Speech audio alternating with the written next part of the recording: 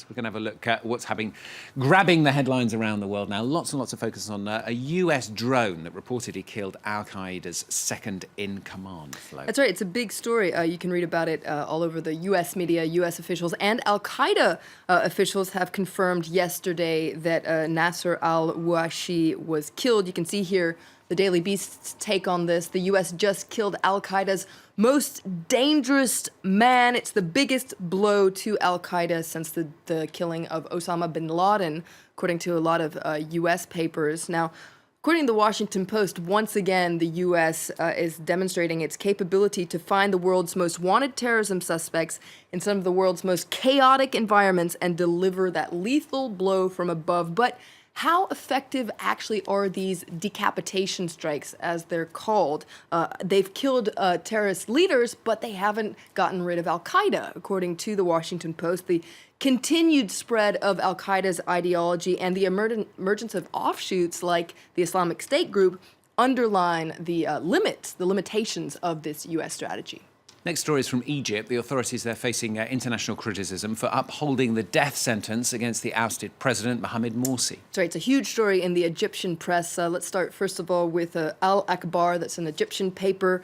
It talks about the death sentence for the traitor president. Now, it's important to note that lots of the Egyptian papers are kind of turned coat after he was put behind bars and very much in favor of this sentence, saying that it's a dissuasive sentence for other members of the Muslim Brotherhood. This article is very critical of people who have brought up the issue of human rights, saying that these people are defending criminals, defending terrorists, and not taking into consideration the rights of Egypt, the rights of Egyptians. Now, pulled out an article from this Saudi Arabian press, Al Hayat. It's more critical of the sentence, and it warns Egyptian authorities that this sentence is only going to fan the flames, it's only going to increase insecurity, and also going to increase Egypt's isolation on the international field.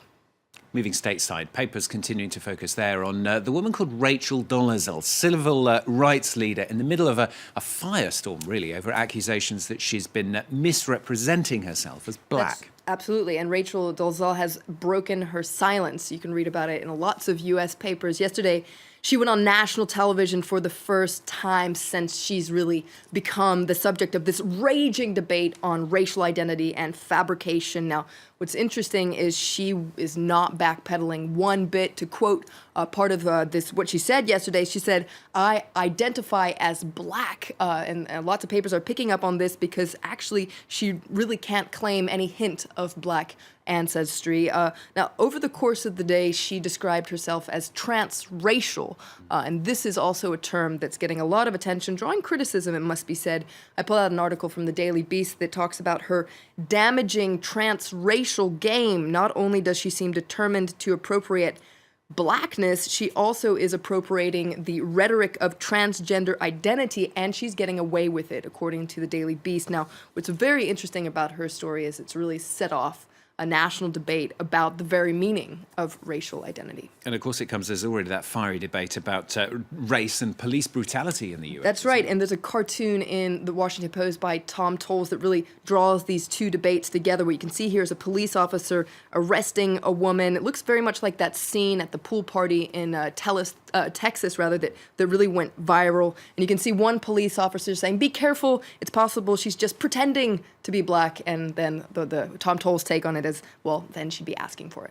Finally, the US papers staying in the US, reacting to yet another Republican entering the presidential campaign. That's right. And then they were 12 hot on the heels of Jeb Bush. It's Donald Trump. He announced he's running for wants to run for president yesterday. You can see the Daily Beast once again sums it up quite well. "I'm rich." That's actually a direct quote from what he said yesterday. It was a festival of narcissism. That's the Washington Post take on it. They actually took a look at the transcript. He uttered the word "I" 195 times, "my" or "mine" 28 times, and "me" 22 times. It was a brag fest, a festival of the first person. One really funny detail, though, that's come out in the press as well is that when he used his entrance music to come on stage, he used Neil Young's rock anthem, "Rockin' in the Free World."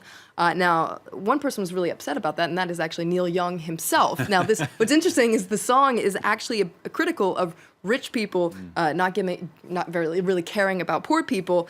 He issued a statement saying Donald Trump's use of the word was not authorized, and in fact, he supports Bernie Sanders, very much on the opposite side of the political spectrum. He's running on wants to run for the Democrats.